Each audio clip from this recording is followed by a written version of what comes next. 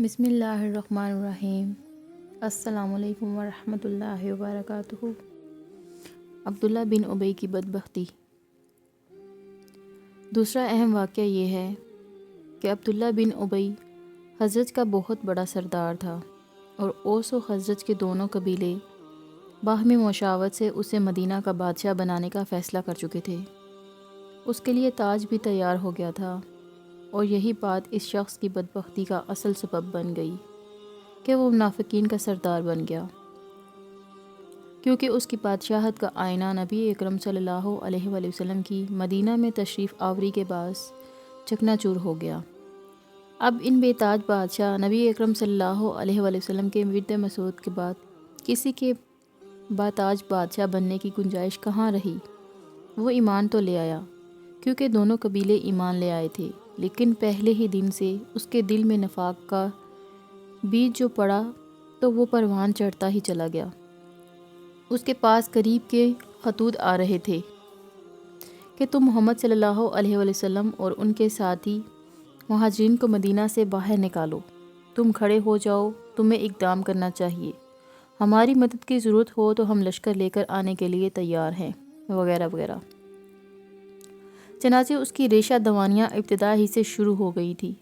یہاں یہ بات بھی توجہ طلب ہے کہ آپ صلی اللہ علیہ وآلہ وسلم بنفس نفیس چل کر عبداللہ بن ابی کے پاس تشریف لے گئے، حالانکہ یہ بھی ہو سکتا تھا کہ حضور اس کو طلب فرماتے اور خود انتظار فرماتے، لیکن نہیں، معاملہ دین کا ہے، اس میں کسی کی کوئی ہٹی نہیں ہو جاتی۔ بقول غالب میں کوچہ رکیب میں بھی سر کے بل گیا، یہاں در بدر جانا پڑتا ہے۔ حضور نے خالص دینوی انداز اور دلیل سے اسے سمجھایا اور فرمایا، دیکھو، اگر تم نے کوئی اقدام کیا تو کیا اپنے بھائیوں کے خلاف جنگ کر لو گے؟ حضور اسے سمجھا رہے ہیں کہ تمہارا سارا قبیلہ ایمان لا چکا ہے، اگر تم نے اس طرح کی کوئی حرکت کی جو ہمارے علم میں آئی ہے تو اچھی طرح سوچ لو کہ اس کا نتیجہ کیا ہوگا۔ تمہیں اپنے بھائی بندوں کے خلاف جنگ کرنی پڑے گی۔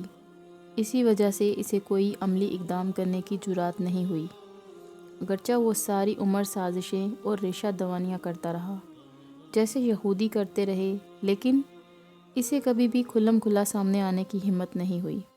غزوہ بدر سے قبل 8 مہمات۔ اب غزوہ بدر سے قبل کی 8 مہمات کی تفصیل میں لاحظہ ہوں۔ رمضان المبارک 1 ہجری میں سب سے پہلا سریہ نبی اکرم صلی اللہ علیہ وسلم نے حضرت حمزہ بن عبد المطلب رضی اللہ تعالیٰ عنہ کی سرکردگی میں بھیجا۔ یہ سریہ 30 مہاجرین پر مشتمل تھا۔ یہ لشکر ساحل سمندر تک پہنچ گیا۔ وہاں ابو جہل 300 کی نفری کے ساتھ کوئی تجارتی قافلہ لے کر جا رہا تھا۔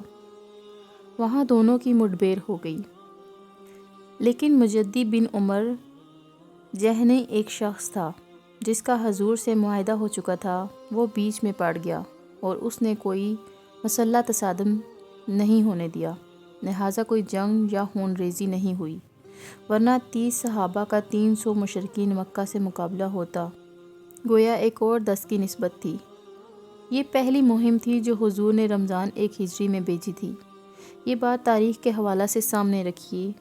اس سریہ کے بارے میں تاریخ میں آیا ہے کہ پہلا جھنڈا جو محمد رسول اللہ نے بلند فرمایا وہ اس سریہ کے لیے تھا جو حضور نے حضرت حمزہ کو عطا فرمایا تھا۔ دوسری مہم 1 ماہ بعد خی شوال 1 ہجری میں حضرت عبیدہ بن الحارث کی سرکردگی میں مہاجرین کے ساتھ بھیجی گئی۔ اس کا بھی ابو سفیان کے ایک قافلہ کے ساتھ رابغ کے مقام پر آمنا سامنا ہو گیا اور ٹکراؤ کی نوبت آ گئی۔ رابغ بھی ساحل بحر پر ہے۔ حج و عمرہ کرنے والے حضرات اس مقام سے بخوبی واقف ہیں، کیونکہ یہ مدینہ کے راستہ میں آتا ہے۔ بحر کیف اس موقع پر بھی جنگ نہیں ہوئی، اس لیے کہ ابھی تک کسی فریق کی طرف سے بھی باقاعدہ اعلان جنگ نہیں ہوا تھا۔ رسول اللہ کا مقصد اصل میں یہ تھا کہ اپنی موجودگی ثابت کر دیں کہ اب یہ تجارتی راستہ تمہارے لیے کسی پہلے کی طرح محفوظ و مامون نہیں ہے کہ بے کھٹکے گزرتے رہو، بلکہ اب یہ ہماری زد میں ہے۔ اس موقع پر پہلا تیر حضرت سعد بن ابی وقاص رضی اللہ عنہ نے چلایا۔ اگرچہ اس سے کوئی زخمی نہیں ہوا۔ یہاں بھی بیچ بچاؤ ہو گیا اور باقاعدہ جنگ کی نوبت نہیں آئی۔ رسول اللہ نے تیسرا سریہ حضرت سعد بن ابی وقاص رضی اللہ عنہ کی زیر سرکردگی ذوالقعدہ میں بھیجا، جو 30 مہاجر صحابہ پر مشتمل تھا۔ اس طرح حضور مسلسل ہر ماہ ایک مہم روانہ فرما رہے تھے۔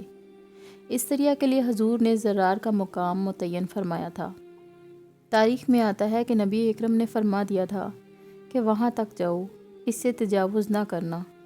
ان مہموں کا مقصد دراصل قریش کے تجارتی راستوں پر اپنی موجودگی کا اعلان کرنا اور قریش کو ان راستوں کے مخدوش ہونے کی تشویش میں مبتلا کرنا تھا۔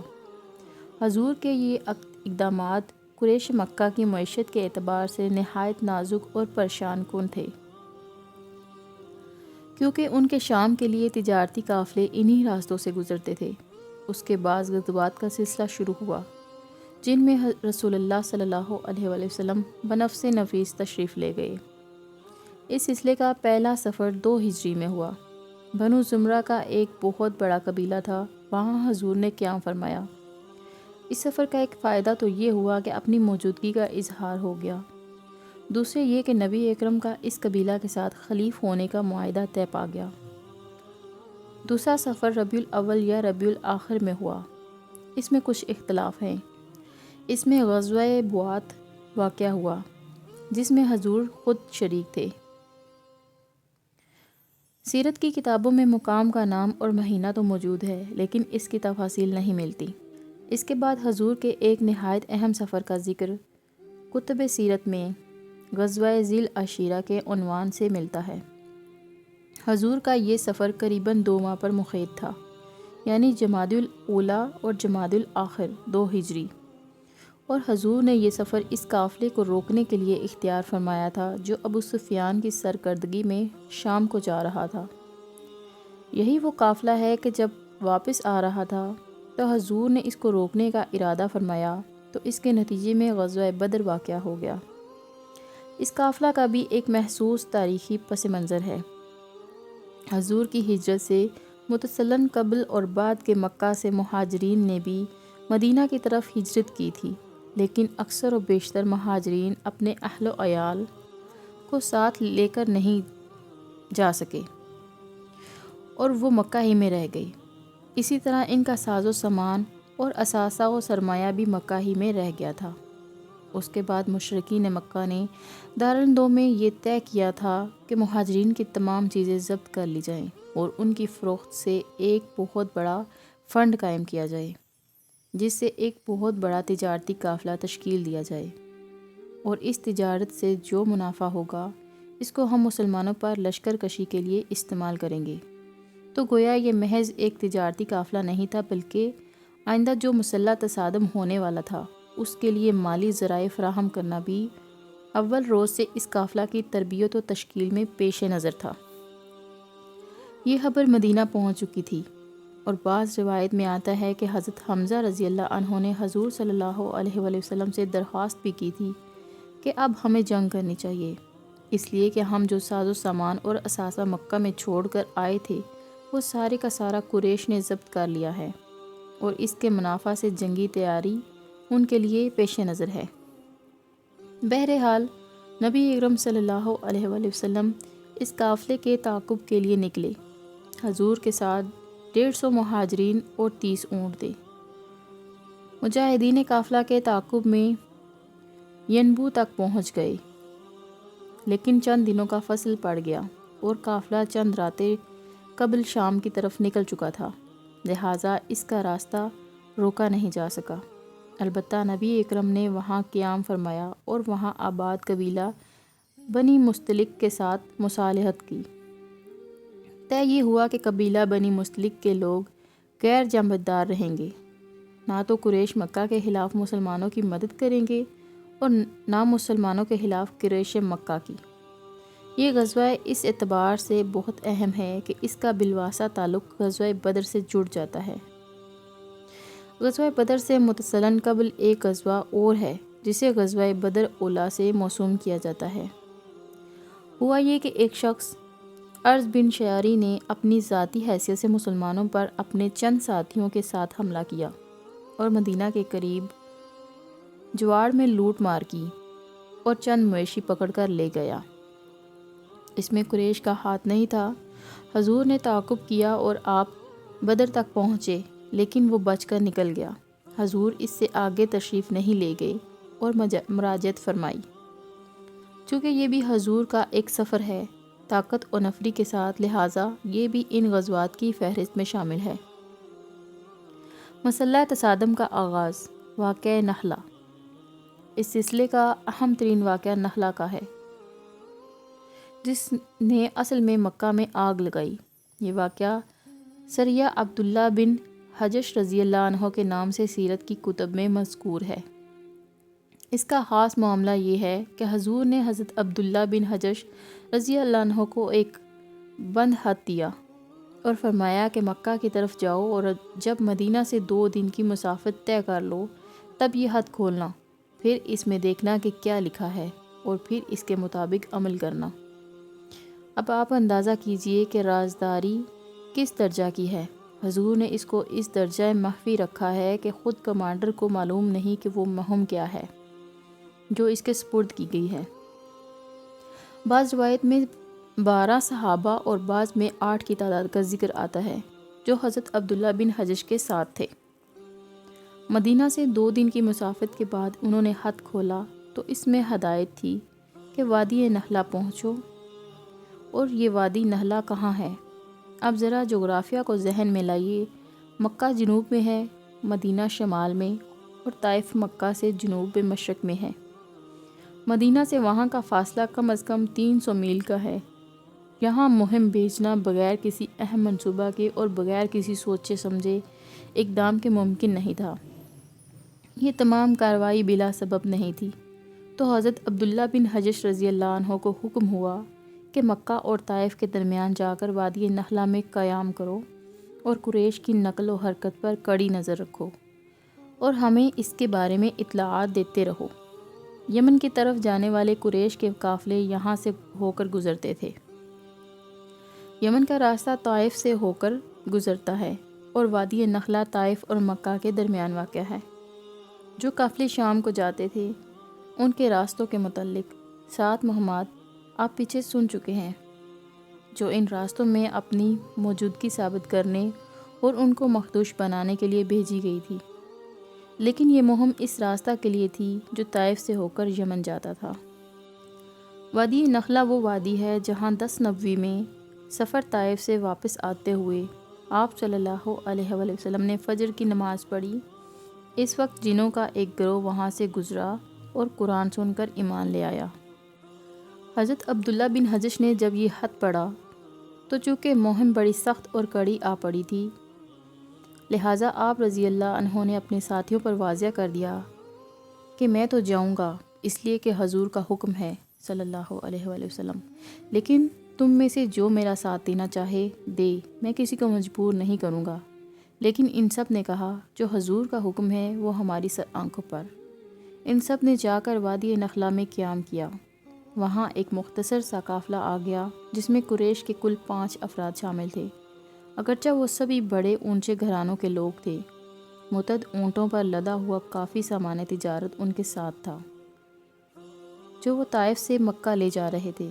یہ قافلہ جب وہاں سے گزرا تو مسلمانوں نے آپس میں مشورہ کیا کہ اب ہم کیا کریں۔ اگرچہ حضور صلی اللہ علیہ وآلہ وسلم کے خط میں صراحت نہیں تھی کہ حملہ کیا جائے، لیکن ان کی رائے یہ بنی کہ ہمیں حملہ کرنا چاہیے، چنانچہ مقابلہ ہو گیا۔ نتیجہ یہ نکلا کہ مکہ والوں میں سے ایک شخص جس کا نام عمرو بن عبداللہ الحضرمی بیان کیا گیا ہے، وہاں قتل ہو گیا۔ عمرو بن عبداللہ الحضرمی کا باپ عبداللہ اگرچہ حضر موت کا رہنے والا تھا، لیکن مکہ میں امیہ بن حرب ابو سفیان کے والد کا حلیف تھا اور وہاں حلیف کا رشتہ بہت مضبوط ہوتا تھا۔ اس تجارتی قافلے میں مغیرہ کے 2 پوتے اور ایک آزاد کردہ غلام شامل تھے۔ مغیرہ کے خاندان کا شمار قریش کے چوٹی کے گھرانوں میں ہوتا تھا۔ بحر کیف مقابلہ کے نتیجہ میں عمرو بن عبداللہ الحضرمی مارا گیا۔ 2 افراد جان بچا کر فرار ہو گئے اور بقایا 2 کو انہوں نے قیدی بنا لیا۔ ان 2 قیدیوں اور جو بھی مال غنیمت ہاتھ لگا اس کو لے کر یہ حضرات مدینہ واپس آ گئے۔ اس واقعہ کے متعلق ہمیں 2 روایات ملتی ہیں۔ ایک روایت کے مطابق حضور نے حضرت عبداللہ بن حجش رضی اللہ عنہ پر کوئی عطاب نہیں فرمایا۔ آپ نے مال غنیمت میں سے خمس بھی قبول فرما لیا۔ جو 2 قیدی تھے ان کا فدیہ قبول کر کے انہیں آزاد فرما دیا۔ ان میں سے ایک قیدی حکم بن کیسان وہیں مسلمان ہو گئے۔ مغیرہ کے پوتوں میں سے ایک بھاگ گیا، دوسرا جو قید ہوا تھا فدیہ دے کر چلا گیا۔ حضور صلی اللہ علیہ وآلہ وسلم نے حضرت عبداللہ بن حجش رضی اللہ عنہ اور ان کے ساتھیوں کو نہ کوئی سرزنش فرمائی اور نہ ہی کوئی وضاحت طلب فرمائی کہ تم نے میرے حکم سے تجاوز کیوں کیا۔ یہ ایک روایت ہے جسے عبداللہ بن محمد بن عبد الوہاب نے اپنی کتاب میں درج کیا ہے۔ دوسری روایت جو بہت سی کتابوں میں بیان کی گئی ہے یہ ہے کہ حضور صلی اللہ علیہ وآلہ وسلم نے اظہار ناراضگی فرمایا، مال غنیمت قبول نہیں فرمایا، بلکہ آپ نے فرمایا کہ میں نے تمہیں حملہ کی اجازت نہیں دی تھی، میری ہدایت صرف یہ تھی کہ وہاں قیام کرو، قریش کی نقل و حرکت پر نگاہ رکھو اور اس کی ہمیں اطلاع دیتے رہو۔ یہ اقدام تم نے خود کیا ہے۔ اس میں ایک مسئلہ اور پیدا ہو گیا تھا، وہ یہ کہ وہ رجب کی آخری تاریخ تھی اور رجب کا مہینہ اشہر حرم میں شامل ہے، یعنی ان 4 مہینوں میں سے ایک ہے جن میں مشرک و کافر بھی جنگ نہیں کرتے تھے۔ عبداللہ بن محمد بن عبد الوہاب نے لکھا ہے کہ مہم کے ارکان نے مشورہ کیا کہ ہمارے سامنے 2 متبادل صورتیں ہیں، اگر ہم قافلہ کو چھوڑ دیتے ہیں تو رجب کی حرمت تو بچ جائے گی، لیکن پھر یہ حدود حرم میں داخل ہو جائیں گے اور وہاں ان پر حملہ ممکن نہ ہوگا۔ ہم 2 حرمتوں کے مابین آ گئے ہیں۔ رجب کی آخری تاریخ تھی، رات شروع ہوئی تو رجب بھی ختم ہوا اور اشہر حرم بھی ختم ہوئے۔ بہرحال مشورے سے یہ طے ہوا کہ جنگ کی جائے اور جنگ کا نتیجہ وہ نکلا جو اوپر بیان ہو چکا ہے۔ اس پوری صورتحال پر غور کرنے کے بعد امکانی نتیجہ یہ ہے کہ اگر حضور صلی اللہ علیہ وآلہ وسلم نے ناراضگی کا اظہار فرمایا تب بھی یہ بات مسلم ہے کہ انہیں کوئی سزا نہیں دی گئی، کیونکہ صورتحال ایسی بن گئی تھی کہ اس میں اگر صحابہ اکرام رضی اللہ عنہ اپنے ہاتھ بندھے رکھتے تو ہو سکتا تھا کہ یہ سب شہید ہو جاتے، اس لیے کہ مڈبیر ہوئی، آمنا سامنا ہوا، جس کے نتیجہ میں یہ واقعہ ظہور پذیر ہوا۔ واللہ عالم۔ اب یہ جان لیجئے کہ اس کا نتیجہ کیا نکلا۔ مکہ میں جب یہ خبر پہنچی تو وہاں گویا آگ لگ گئی، اس لیے کہ صورت واقعہ یہ ہے کہ ہجرت کے بعد پہلا علم محمد صلی اللہ علیہ وآلہ وسلم نے بلند فرمایا، پہلا تیر محمد کے جانثار حضرت سعد بن ابی وقاص رضی اللہ عنہ کی طرف سے چلا، اور اب پہلا قتل بھی اصحاب محمد صلی اللہ علیہ وآلہ وسلم کے ہاتھوں سے ہو گیا۔ حضور نے حکم دیا تھا یا نہیں، بہرحال بالفعل یہ کام حضور صلی اللہ علیہ وسلم کے آدمیوں کے ہاتھوں سے ہوا تھا۔ اب ظاہری سی بات ہے کہ اس کی ذمہ داری تو یقیناً آئے گی۔ جماعتی سطح پر تو یہی ہوتا ہے کہ جماعت کا کوئی فرد جب کوئی اقدام کرتا ہے تو اس کی ذمہ داری جماعت کے قائد پر آتی ہے، یا پھر یہ ہوتا کہ حضور اس سے بالکل برات کا اظہار فرماتے یا اقدام کرنے والوں کو سزا دیتے اور مشرکین کے نقصان کی تلافی فرماتے، لیکن ایسی کوئی شکل حضور صلی اللہ علیہ وآلہ وسلم نے اختیار نہیں فرمائی۔ گویا آپ نے اپنے اصحاب رضی اللہ عنہ کے اس اقدام کو قبول فرما لیا۔ اس کا نتیجہ یہ نکلا کہ مکہ میں چیخو پکار شروع ہو گئی کہ قتل کا بدلہ قتل، خون کا بدلہ خون۔ مکہ میں جو آگ لگی ہوئی تھی اس کا اندازہ اس وقت ہو سکتا ہے جب یہ معلوم ہو کہ کسی قبائلی معاشرے میں یہ معاملہ کسی قدر جذباتی اور اہم ہوتا ہے۔